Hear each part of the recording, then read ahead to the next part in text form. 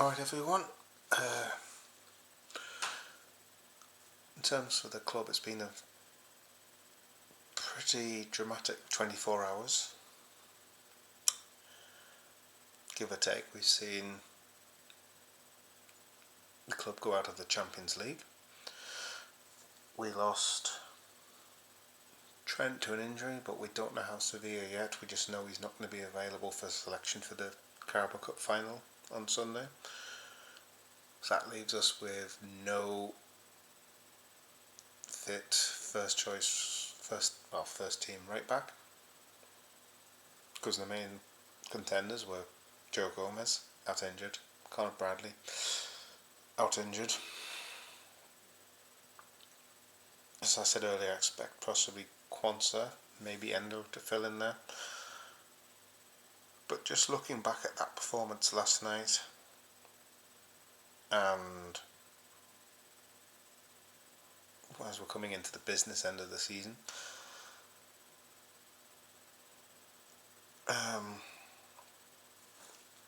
what do we need to do in the summer? Because next year I think will be the main transition, because Slot inherited, when everybody's fit, a really good team as we've seen. You don't sit 15 points clear with 9 games to go if you're a bad team. The only incoming was Federico Chiesa, who, due to condition, hasn't played much. And you could say for some fans it's been a bit of a tiring subject. So as we look back over not only the final but recent weeks,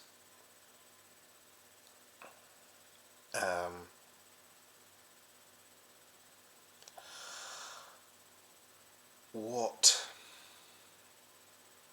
can we glean from it? At the back, there's not enough cover. That's clearly evident.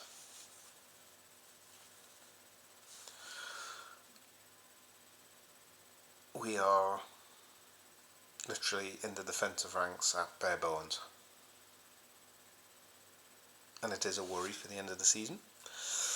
But hey ho, we just have to deal with it. And I'm doing this article, Sky Sports News have just got something on the fitness of the 2 players that went off.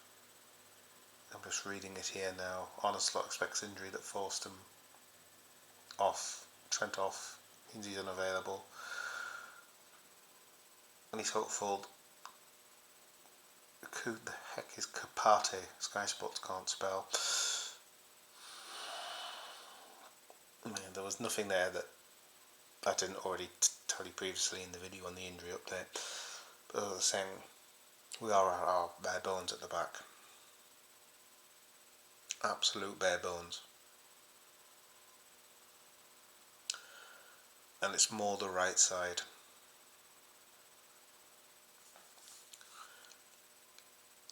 Because say Canati isn't fit, we have one major problem.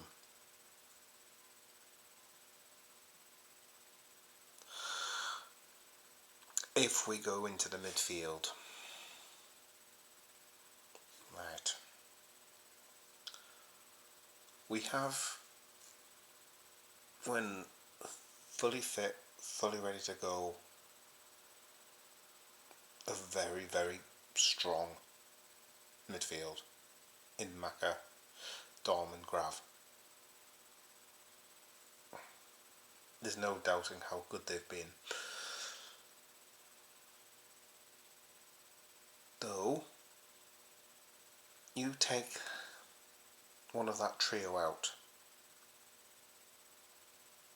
Curtis Jones.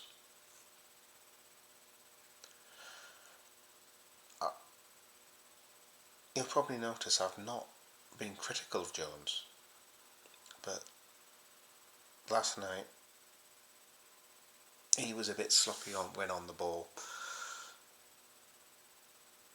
He'll maybe do one touch too many, and he didn't seem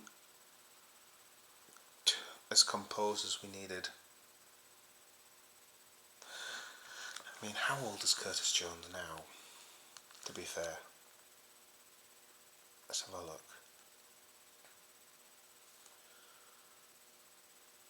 He's just turned 24. So he's still, in effect, learning. How old's the other, our main midfield? Let's have a look.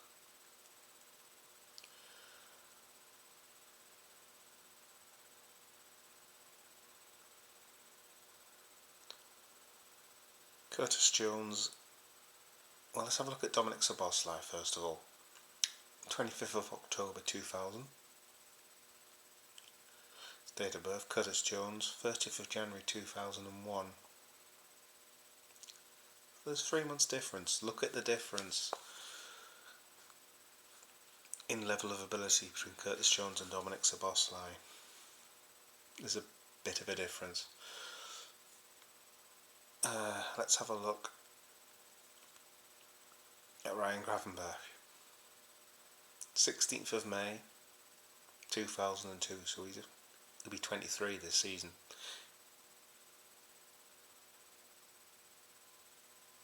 That's nearly, what's that, just over 2 years younger? Sorry, it's nearly 20 to midnight, so. And how old is Alexis McAllister? He's probably the oldest. Yeah, he turns 27 in December. So it's not an old midfield. Curtis Jones is roughly around about the same age bracket. I'm not going to condemn him. I like Curtis Jones. He's a local boy, done good. But when we needed that composure in a big game, I feel like he'd gone missing.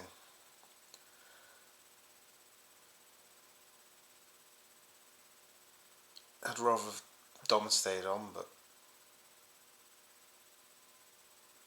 Dom was tired. Maka was tired. Grav was exhausted. You could see that.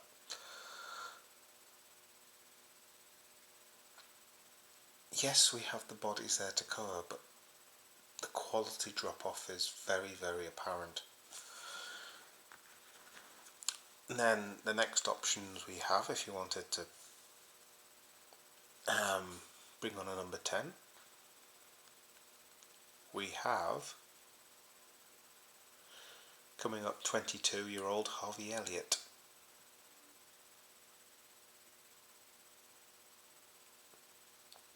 I do like Harvey Elliott. I've defended him so much.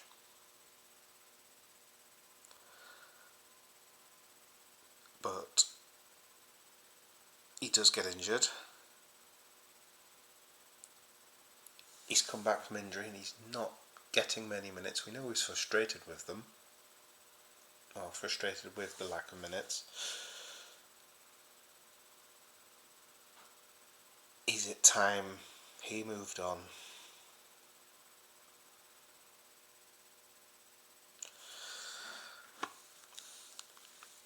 Next option in the midfield.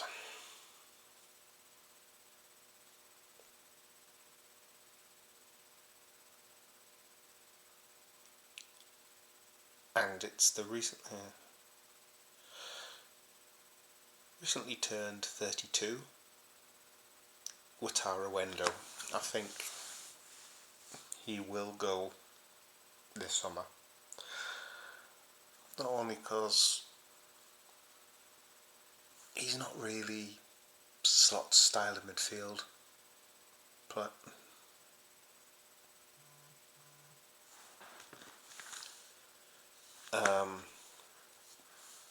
he's also not getting any younger as well.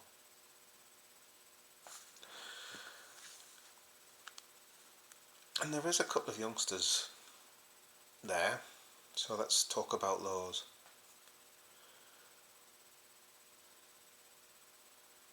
Tyler Morton, who's 23 in October. He's not really featuring. Let's have a look at his appearances this season alone.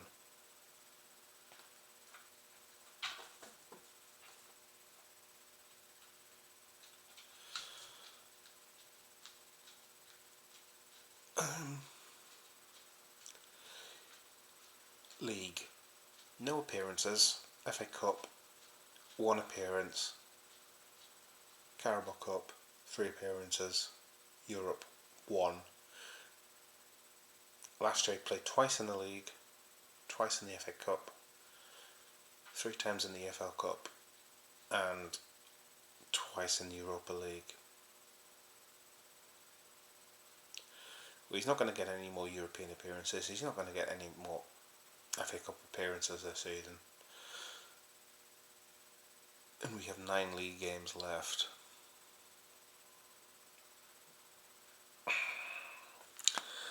And Slot's really not, doesn't seem to be as keen on him. So I think he would be moved on as well. We have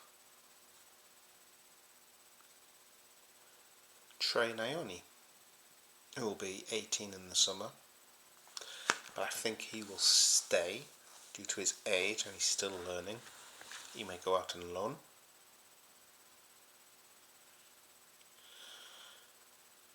If we look at his career stats, last year he played once in the FA Cup, because between last year and this year he's not played in the league.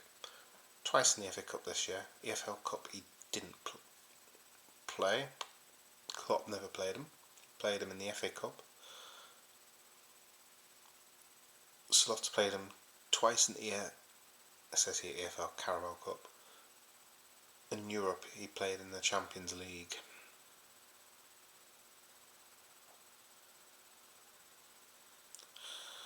So he went from 1 appearance last year to 5 this year.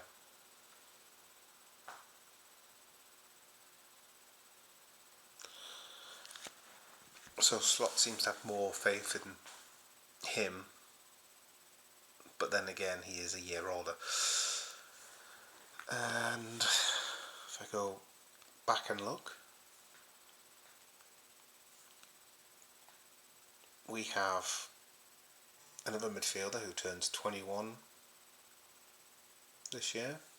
Well, 21 start next season technically, October, and that's Stefan Bajcetic.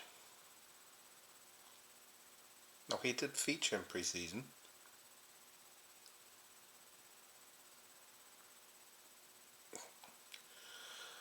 Um, 22-23 season.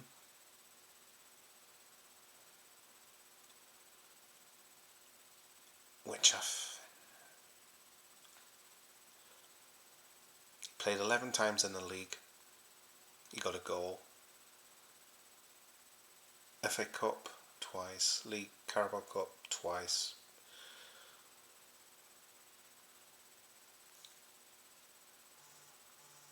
And he played 4 games in the Champions League. So that's 19 appearances, 1 goal. In Klopp's final season, so he's a year older, but he had an injury as well.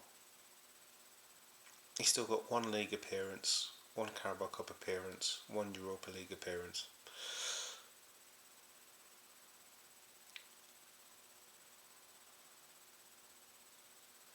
For Red Bull Salzburg, where he was on loan,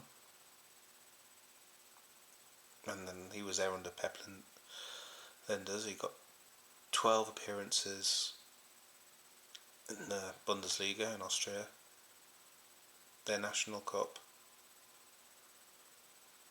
He got an appearance. And the Champions League, 6 appearances. So he played 19 times. He's played 6 times and got 1 goal.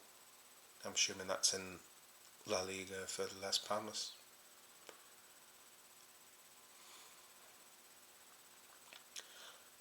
But for some reason Wikipedia doesn't have his stats for...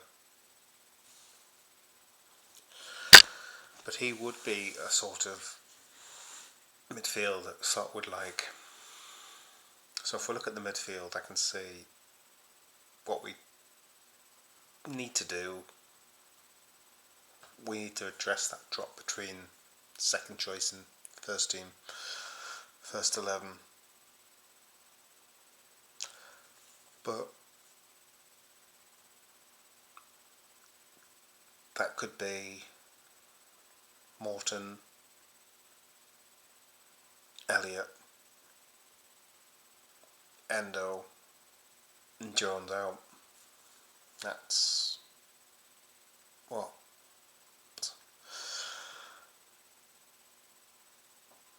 It's the 3 reserve ones in Jones, Endo and Elliott and Morton. That's 4 midfielders out.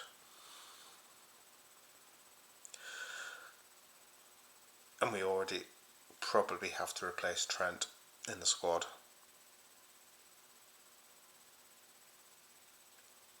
I don't know whether we'd sell 4 midfielders,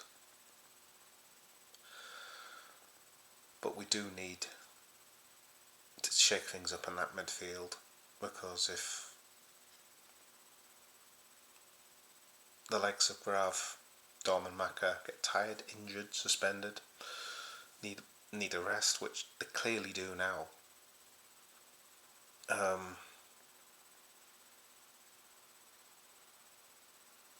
the drop off is apparent. It really is.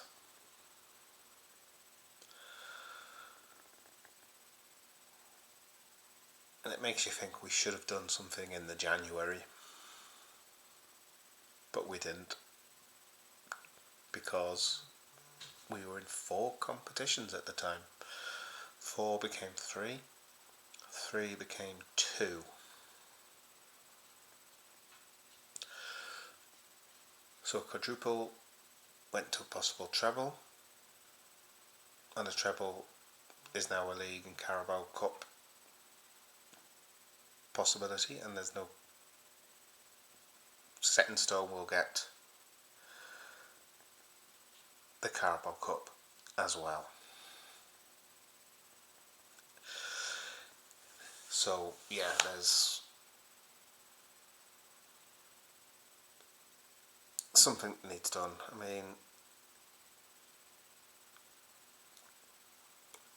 we played a team last night that were hungry. It's a PSG side that now works as a team, whereas they spend big money on players and try to build a team to fit the players. I mean, they broke the world transfer record to sign Neymar, and now they're going for a younger profile of player, and that setup is working. I mean, they're running away with the French League. Yes, the French League isn't the most competitive in Europe, but they're still able to rest nearly their entire first team and get a convincing win. They beat Man City.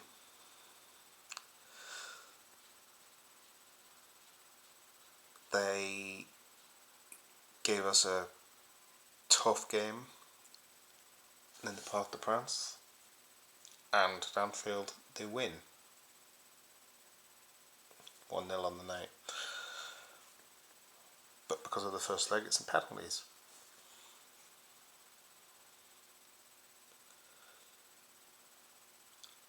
So they're there on merit. People can argue, oh, they play in the weak league. They've just knocked us out the Champions League. They beat our champions, Man City, who, alright, they've had a drop-off. But that Man City team still had some talented players. So,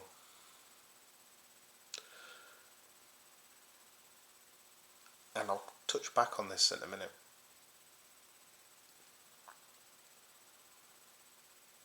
If we look at our forward line, which I was going to, and I just got sidetracked thinking about the way PSG have done their things, and I will go back to that. Sorry, this video's may seem a bit disjointed, but I'm not re-recording it to swap two bits of content around in the video. You just have to bear with me. The forward line.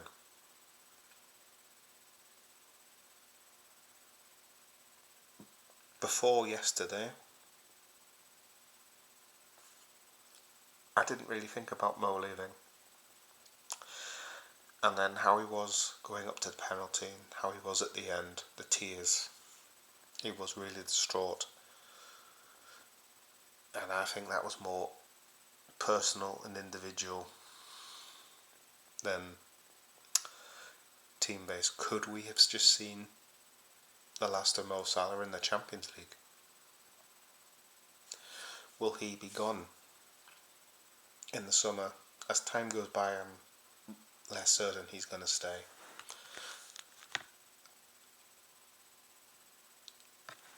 Less certain he'll stay. And that is a worry. A big worry.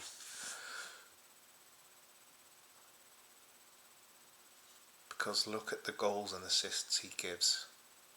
Tell me a right winger, feel free to put in the comments, a right winger playing now that's producing those numbers regularly now. And if you can find one, tell me how much it would cost to sign said right winger. And there is where we have a huge problem if Mo goes.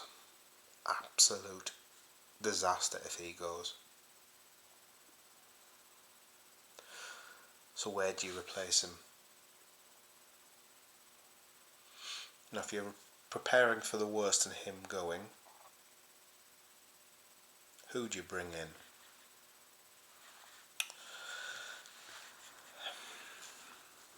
It's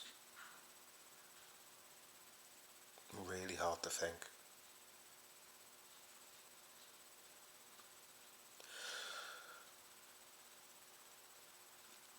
Up front, it's Darwin Núñez. And I'll give him a huge amount of respect for going to take that penalty, because the pressure on him must have been like a goldfish ball. He didn't have to take it, because if I remember rightly, you cannot choose not to take a penalty, but he stepped up. That took guts, considering the pressure he's been in recently. I mean, not that long ago we had Slot criticising his work rate. He missed. He stepped up. I thought he was going to miss. I said at the time, I started thinking he's going to miss. And then you saw his reaction straight after. He was literally dropped to the floor, head down. I think then he knew his Liverpool career was over. I don't know how he can come back from that. Unless he can get 1 or 2 goals a game every league match for the rest of the season. But to be honest, do you really see that? I don't. I really don't. So he has to go. That's a priority. Sort that number 9 out. We need a striker that can score. And especially if you have Mo going. On the left, we have either Cody Gakpo or Luis Diaz. Now, Cody Gakpo's just come back. He didn't look fully fit. But then again, sometimes it's harder to come into a game so late on. And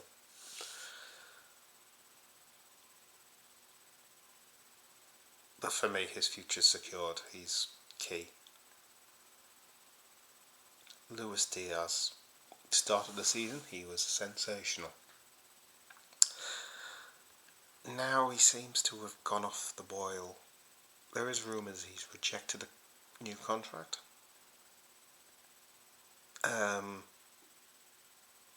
There's no secret he wants to play for Barcelona.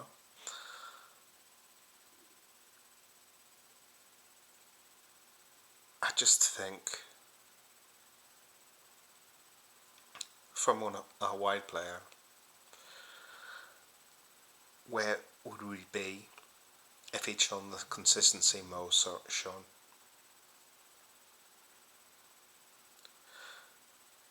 There was times last night I was thinking pass and he takes an extra touch. Pass, he takes an extra touch. There's no doubting when he's on the ball and dribbling with the ball, he can be absolutely sensational. But sometimes that's not always the best option, and sometimes he doesn't play the best option.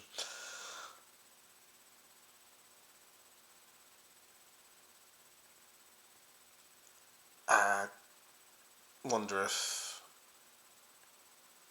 his time could come soon as well, but the problem is we've just mentioned 4 midfielders possibly going, and now we're mentioning selling 2 attacking players and having to replace 1 potentially on a free transfer. The other options we have up there, Chiesa, his minutes must be quite low, bar the... I'm trying to think what game it was where he played like in 90 minutes. But even when we've got players tiring, he doesn't come on. A huge fan of Chiesa, I really am.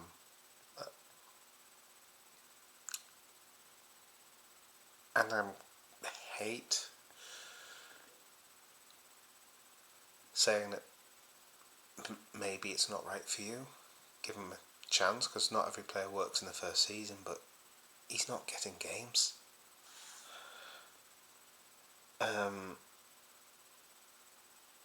Doesn't help us sometimes claiming us and Italians don't work out. It really doesn't. Because how many Italians have we seen come in or players from Italy and it doesn't work? Maybe we just don't have much luck with players from Juventus. Anybody remember Artemelo?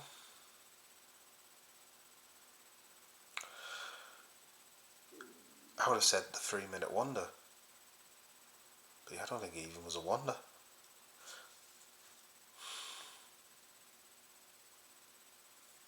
I just don't want Chiesa to fall on that trap, but it's looking like his days could be done at the club. And he hasn't even been there a season. But he's not playing.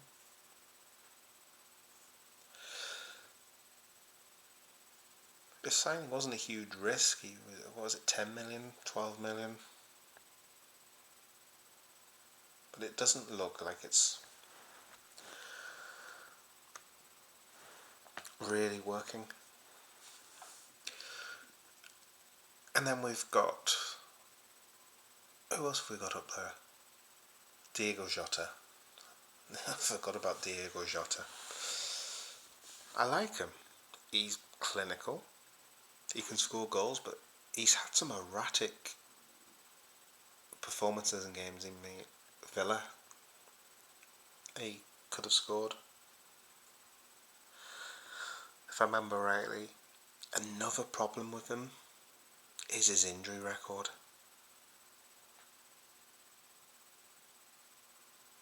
In an ideal world, if you could put his talent and Nunes's physical stature together, we'd be fine, but we can't. I don't want him to go.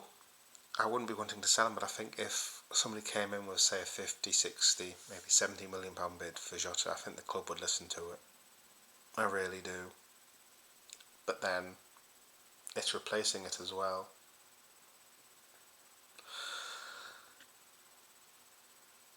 And then we've got the uncertainty of those contracts. We've mentioned a couple there, Trent and Mo. There's a third one,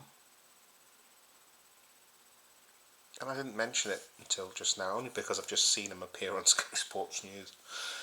Made me suddenly think of him again. Is Virgil van Dijk. You'll have all seen the footage of him talking to officials from PSG in the tunnels at Anfield. Do we think there's anything going on there? Possibly not. He wouldn't fit the PSG profile that they want anyway. But you can't just assume nothing's going to happen either. I mean, he has said he doesn't know what's happening. And if people claim that they do, they're liars. We've heard that from him today.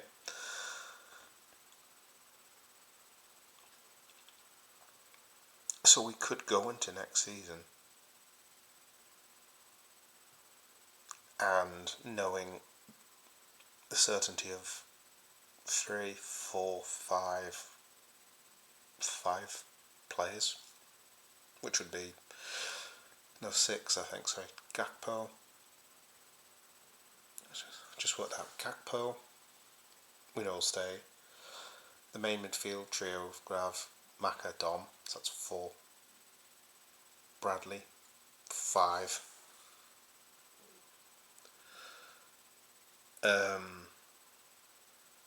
Even Hima Kanate's supposedly turned out not sign a new deal. So Konta would be 6. I think he'll stay. Hopefully Kanate at 7. Out of a possible 22, 23 man squad, and we know possibly where 7 are going to be next year.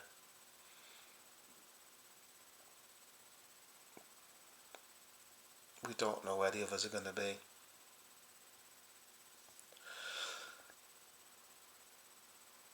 And who do we bring through if we bring through from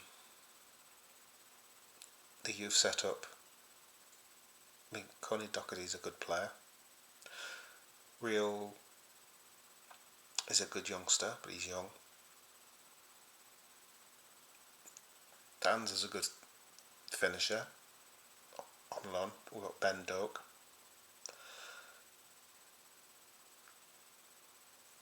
But the likes of Doak had offers from various clubs in January, if I remember rightly.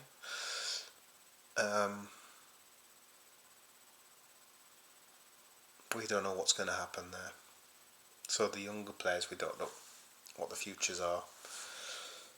And what's the level down? What's their level at? Are they ready? Because now I'll go back to what I was saying with PSG. They're looking to bring a younger profile in, and they're starting to develop that younger profile of player and getting them in the team. Alright, they've spent money on Gavici Kvaratskhelia, but he's a young player and he meets that new profile.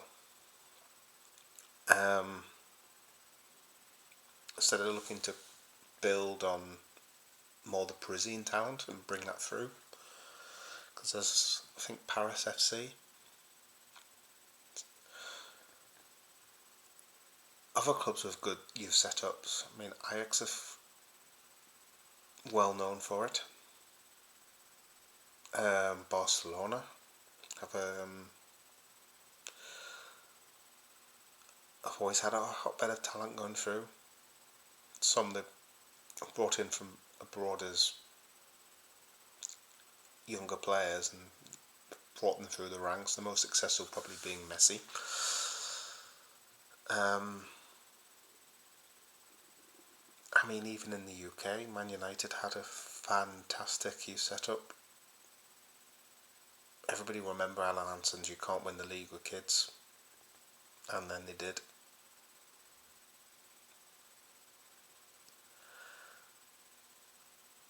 Bournemouth are trying to get younger players in and develop them. Brighton have been very successful at it. It's a good model. I mean, I was speaking to somebody earlier, and it was a discussion over models to follow. And you don't copy one, because every league, every setup, every region is different, but it's not going to hurt to take ideas and see how things can be done differently elsewhere.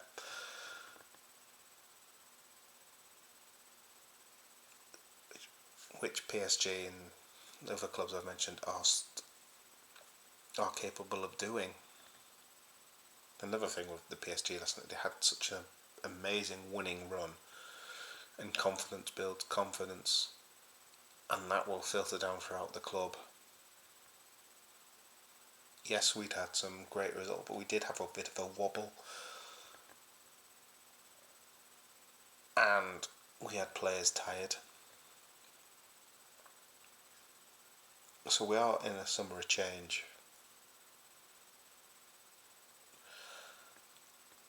And that's probably why next season is going to be the big transitional season for Arne Slot. Because he inherited such a good squad, he didn't need to do much. Maybe we needed to bring a few players in.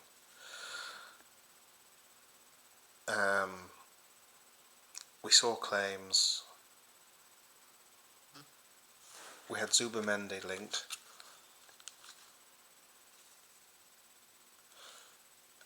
And we were told, what was it? There's no other options.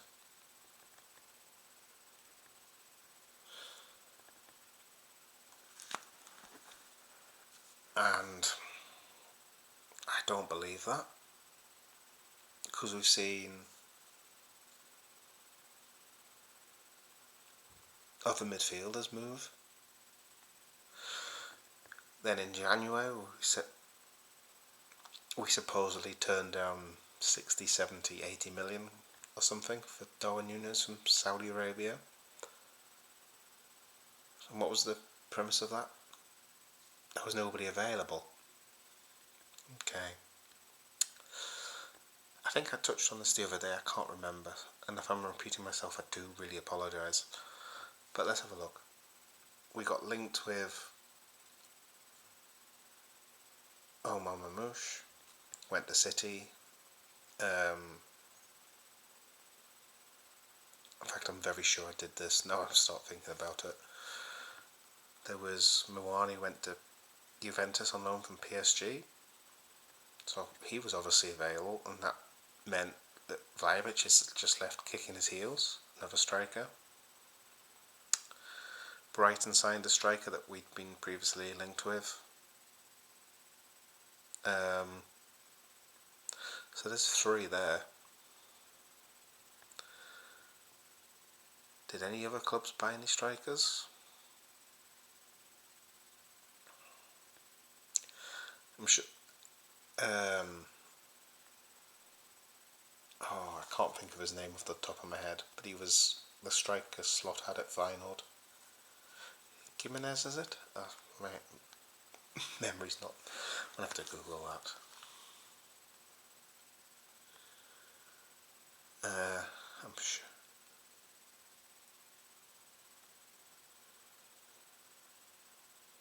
Yeah, Santiago Gimenez.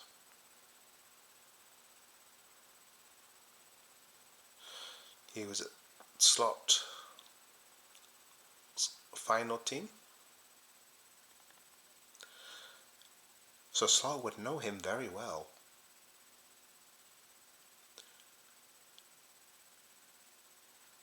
And then this January transfer window, he goes to AC Milan.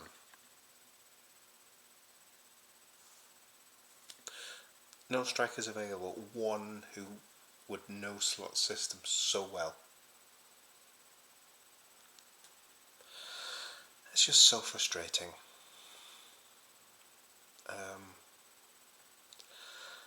I just think Hughes and Edwards have a really, really big job this summer. We're coming up to the middle of March and we still have no idea what's happening with the free contracts. But I just want to revisit my thoughts on the squad, especially after last night and some of the stories today.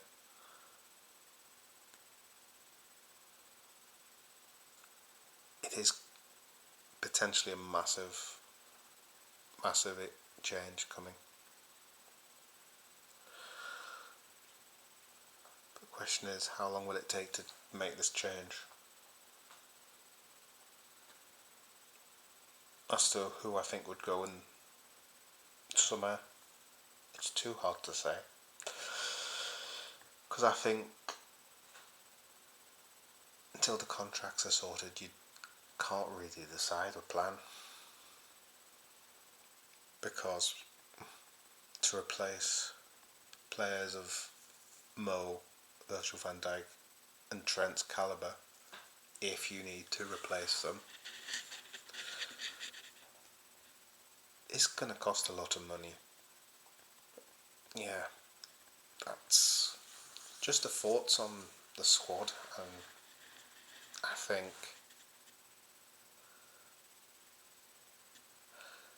we are in danger of a burnout because we didn't invest.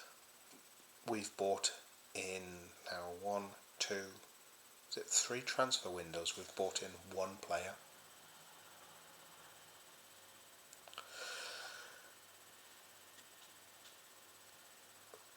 What does that say? But yeah, I just wanted to touch base on the state of the squad and where we could be at in the summer. I'll probably look at this a bit more towards the summer when we've got a bit more of an idea on the contracts and then an idea more who's likely to come in, because March it's going to be hard to tell. But thank you very much for your time, thank you for listening, and I will catch up with you pretty soon. Take care, guys.